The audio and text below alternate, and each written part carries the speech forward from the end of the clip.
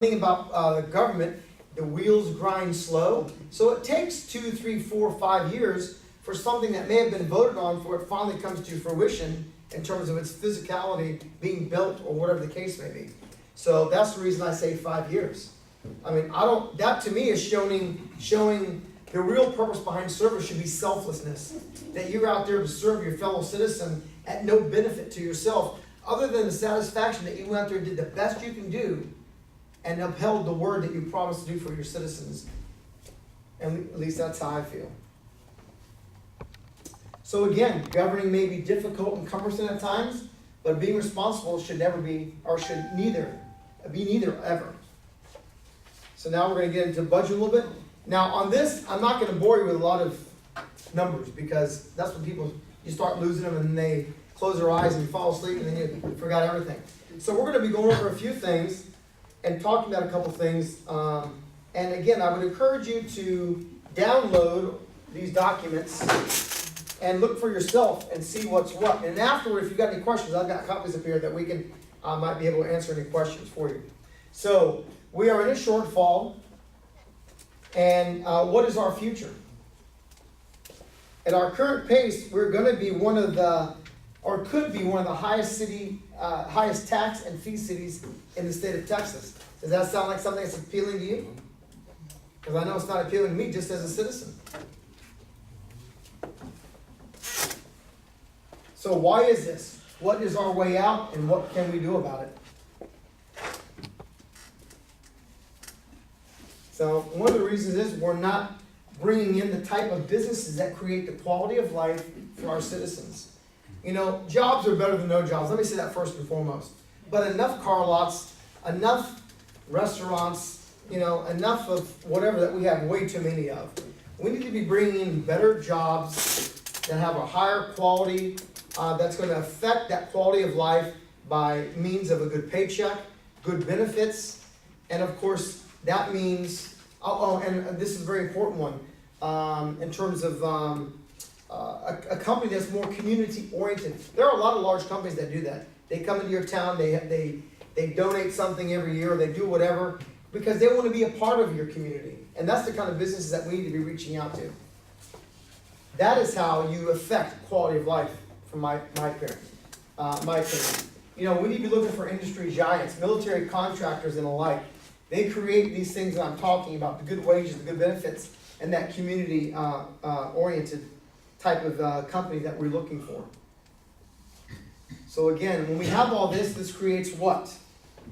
A better quality of life. And that's what we all seek for ourselves, and more so for our children. I don't think there's anybody in here that has children, that has children, that you don't want a better life for your kids than what you had for yourself. That's parents, that's what we want for our kids. This is a matrix that I found, and you know, I looked at many. And the one common factor that I saw in all of them was the very first one. It boils back down to safety, community safety, and security. That translates what? To public safety. That's fire, EMS. That's what they're out there looking for us. That should be a council member's number one responsibility, in my opinion, where that's concerned. And then, of course, prosperity, diversity, culture, and education. Education is something else that's very important that we need to make sure that we're driving, so our kids have that means and those tools for that better life that we want for them. Community well-being, quality of environment, and sustainability. That's probably where that hike and bike should have been. But next. So what is our way out? Accountability of budget, sacrifices by all departments, just not the two largest ones. A diverse revenue to make up. Revenue makeup, council doing their job. You know what, there's going to be decisions that council members make that we as citizens are probably not going to like. But you know what, if we knew why they did something rather than not saying anything, we might have a little better understanding. It's about communicating, getting information out to you guys, so that way you know why a councilman or woman voted the way he or she did. And that should be something that you guys should expect. It should be without question. So what can we do about it? Be informed, educate yourself, get others involved, hold your elected officials accountable, and all the time, not just during election time. We have short memories, it seems like. We get mad at people, and our congressmen, our senators, and they do something that's either bonehead or that's truly not good for us. And then 6 months later, we forget about it. And then we're voting them back in again, or doing whatever. Accountability is an all the time event, not just at certain times, whenever it's convenient for those council persons or any elected official for that matter. So this is why I'm asking you for your vote, and I would invite you to, I'm going to fight to do what I can do to do the things that we've discussed here today. I know I can't do it by myself. It has to be a coalition of council members that are like-minded and that want to make a difference in our city without any personal gain. Okay? And, it's a matter of talking. I don't want to say that I'm going to agree with every person on that council. I'm not. Okay? But that doesn't mean we can't talk to try and figure things out and do something called negotiate. It seems like anymore, politics is this or this. What happened to the divide? That's where, you bridge that gap. I'd like to be able to build that bridge so we can get to some of these things, negotiate what needs to be negotiated, and do it where it's mutually beneficial for all without trying to get over on someone. So there's information about me. You can look me up on my website, and I also have a Facebook page. And with that is the end of the presentation. Now, does anybody have any questions that they have for myself or any of these two gentlemen here? Yes, ma'am. Regarding the police officers or the EMS personnel that decide to retire, quit, get fired, is there like an exit interview of some sort that's performed when these people leave? There is, but I will let these gentlemen discuss with you and tell you about that. I know there is an exit interview process with the city. Do I know the specifics of it? No, but I also know just the reality of things to avoid, if you want to call it, I don't want to say the word retaliation, but to not burn any bridges. Right. Typically when public safety personnel go on to, let's say, a better agency, they don't want to burn that bridge, okay? And so a lot of times are things not told the truth? Yeah, sometimes. But, the reality is then why are you leaving? And, that is the main issue here is we have to get to the root issues of these problems because, like I said, speaking to our members in our department, it's like we have an arterial bleed. All we keep doing is stacking gauze on top of gauze on top of gauze, and eventually it's going to get to that point where you're totally bled out and there's nothing you can do, you are done. And, you have such dedicated people who work in the police department who literally the only thing that keeps them here is dedication and the hope of that this association continues to fight for, better compensation, better benefits, not to be number one, but just put us in the middle and provide, the adequate equipment and sufficient personnel to do their job. That's our hope, so. Cliff, you have any idea? No, I mean, Bobby hit the nail on the head. He, obviously I've never gone through the exit interview. Please don't even come sit here. But, I've talked with some guys that have gone after it, that I still talk with that went to different places, Temple, Belton, and, the questions, they're very generic questions. Were you satisfied with your time here at the city? Why are you leaving? Is there something we could be doing better? And Bobby's right, there's always a possibility that, you don't want to burn a bridge that you don't have to, or you don't need to. So sometimes they sugarcoat it. I know that there have been other times when guys were not happy with, with the situation and didn't care what they were doing, and they told the truth when they left, and they said, I'm overworked, I'm underpaid, I'm going to take an initial pay cut by going here, but in 3 years I'll be making the same amount of money doing less work. So. And that's not being lazy, guys. Let's put that where it is too. That's, there is a mental aspect to your health. And these guys suffer from PTSD as well. You don't have to be just in the military to have that. These guys are under a lot of stress. They get in the middle of a fire. They see people burned up. That's a horrific sight to have to live with every day of your life.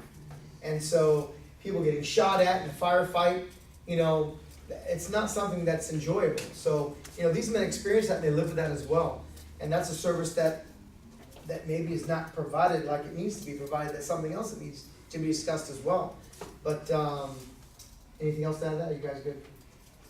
If anything, I'll just, if anything, just to conclude, we're not here, when I represent our association, we're not here to point fingers or blame anybody. We understand, do I have all the answers and solutions? Heck no, all right, that's way above my education level and pay grade. But the reality is we have a lot of hardworking, dedicated officers in this department. I heard at the forum last week, that KDH hosted, I think one of the questions like, how would you change public safety, or what are your ideas? A lot of people said, candidates said, well, community police, and they go out there. Well, you can't do that when you have 15 calls holding. You can't do that when you have 15, 20 calls holding. Your priority as a police officer is to go to these people's houses, and whether we think, or whether it is legitimately a very minor issue or a very serious issue, if you have to call the police, that's the biggest issue going on in your life right there, right then. You don't call the police just to, hey, what's going on, anyone has some ice cream with me? No, because there isn't an issue going on at your house. So we owe it to them to show up in their time of need at the best time possible, and we just don't have that ability to go out and walk outside, just like what Mark emphasized earlier, that in between there somehow you're gonna have to hit a drive-through and get your mail and park behind a building with your car backed up to the building so somebody doesn't walk up to you and kill you as you're sitting in your car trying to eat. So we have to have that, like Mr. Rivers stated, we have to have that higher level of awareness, the whole 9 yards, and that wears on you. I was talking to an officer yesterday. He'd only been here for 4 years. He says, Bob, I'm starting to get burned out. He says, I honestly love this city. I want to be here for 30 years, but I'm getting burned out. And that's going from call to call to call to call, because we don't have the adequate staffing. And thing is, you look at everything. We have a lot of officers too, whether officers, investigators, they have to put multiple hats on. Not only are they just a patrol officer, but because of shortages or this and that, we need you to do this. Yeah, it'll only take 10 extra minutes of your time, but then a few months later, you know what, we also need you to do this. So that time builds up, you add more responsibility on their shoulders, and you add more burdens, and that's what happens. They say, why do this? Why don't we go to Cedar Park, make more money, a fraction of the crime? They get rid of their cars at 90,000 miles. No joke, okay? We have a car, who never has a car with over 230,000 miles? Besides him. Don't tell me I need to get, put the Herald on it too, right? We'll talk about you, but no, and that's true. I might have missed this, and I know that we talked about the response time should be 4 minutes, but what is the current response time? 4 minutes is for EMS. 4 minutes? Yeah. That's for EMS and fire. Right. The industry standard is 4 minutes. Theirs is as fast as they can get to you, police. So what is the current time here, the average? I don't have the current time, but I can tell you this much, where a lot of people don't understand, yeah, it is terrible when your house gets broken into, but the bad guy's not there. And the thing is, I always tell people, we're like an emergency room, okay? You're there with, like when we have that flu epidemic, people are like, just, go to your personal care physician, but people are coming to the ER, so what's gonna happen with that flu? You're gonna sit there for a while, because medically, even though you're going through the worst feeling right now, but medically, you're probably a lower priority than the people coming in by ambulances and that. So when it's time for you to say, all right, ma'am, come to the back. Oh, we just had a CPR call, case come in. Sorry, you have to sit down. It works like that in policing. We want to get to you. We want to provide the service that you deserve. But the thing is if we have a fight, domestics, shootings, we back up EMS on critical calls. If it's a CPR call, a heart attack, stuff like that, we go to calls with them because sometimes we can get there a little faster and provide that initial life-saving techniques until they come over and take it over. So there's so many things that people don't see how we operate, so they just think, well, it took you an hour and a half to get out here. It's like, trust me, it's not because, we're sitting down and eating or, playing dominoes on duty. It's because we're going from call to call to call, and we just have to prioritize, and that's the reality of it. But the thing is, when you look at all these issues, whether it's, it's public safety, both public safety entities, what is the root issue? It's budgeting. That's what it boils down to. With more money, you can run a more efficient service. And I can tell you, you can cut $10 more million out of our budget. We're still going to be here. We're still going to provide service, but is it efficient? Is it adequate? And that's the true root issue that we have to look at is a adequate budget, sufficient budget. Now, your question is for the 4 minutes, is that what you're wanting with the? So I think right now we're hitting somewhere around the 5.5, 6 minute mark as an average. Obviously, we get to some calls a little bit faster based on vicinity, but if we're out on Station 9, out on Bunny Trail, I've had to go to Station 3 out on Twin Creek for a call, and obviously that's gonna take a little bit longer than 4 minutes. But, you know, so there are outliers in there, but I think right now we're in the 5.5 to 6 minute mark. Does anybody have any idea how many fire stations we have in the city besides him? Anybody else? Anybody else? And the correct answer is? We have 8. Okay. We have 8. Yeah, even though we just built Station 9, we closed Station 4 out at the old airport. So obviously that number needs to grow at some point in time, but again, that goes back to, you know, budget issues. Yes, sir. I got a question for Councilman Harris. Absolutely. I was gonna give next time. anyway. AEDC. As far as the city, you think that's wise the way we're doing that, the way we're doing business or bringing business in? I mean, 'cause what business are they trying to bring in? That's all. Well, Other than fast food. oh yeah, I mean, that question right there, I mean, in my opinion, I don't think it's wise the way we're doing it. And, I'll address that a little bit more when I get up there, talk a little bit, but I don't think it's wise at all. Steve, why don't you come on down?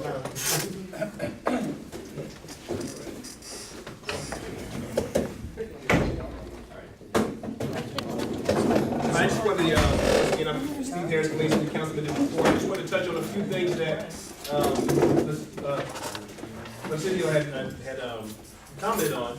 I keep wanting to call it Presidio, but I keep getting mixed up. But I want to comment on a few things that he commented on. Like when we talk about the number of officers on the streets, okay, we know that's an issue. That's been an issue for a few years, and that's an issue that we've been trying to resolve. Even the first time I was on the council from 2013 to 2015, that was an issue at that point in time then as well. And we were still trying to tackle that one. Now, even with the 19 positions that were cut, that is a result of the lack of money we have in our budget. Those positions were not filled, but they were cut. So basically nobody lost their jobs, but at the same time,